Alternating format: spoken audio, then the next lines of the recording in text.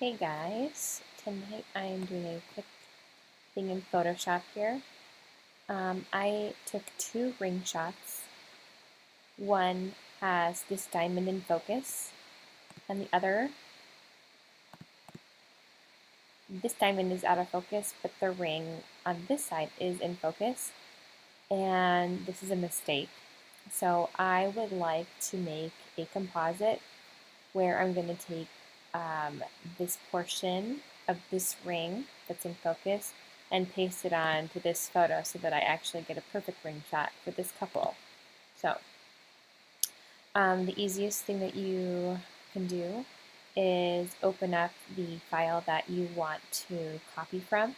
So I want this portion. I'm selecting the lasso. I'm just going to draw a circle around this little part that I'm going to paste in.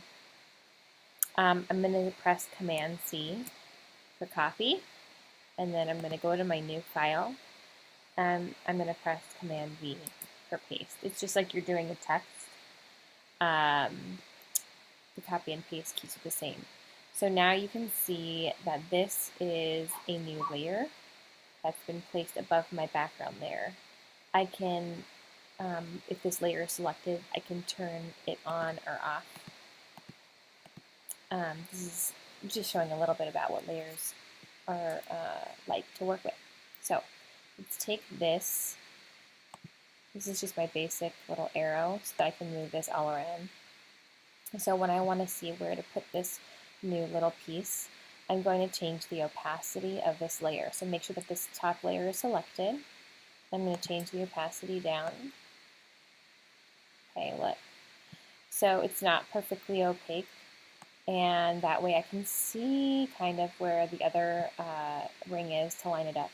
I'm going to use my arrow keys to get a very precise lineup job here. And it doesn't need to be perfect because I am going to erase around it to clean up the edges. So this is pretty close. Let's turn the opacity up and see what this looks like. I'm going to increase the size here. And now this is what we have. So you can see that this is a paste. It's not a perfect paste because you can see where I actually went around and the ring doesn't fit perfectly. So I'm going to take my little eraser tool. By the way, really quickly, if this was an image that was shot, I put my camera on the tabletop, which acted as though I had a tripod. So the two files are, they're not perfect, but they're close, and the rings are basically the same size. If you need to, say, change the size of this little layer, all you need to do is go to Edit, Free Transform, push down your Shift key, and then you can actually change the size of this layer without warping it. Make sure to hold down the Shift key when you're dragging it around, otherwise you're going to have a warped ring.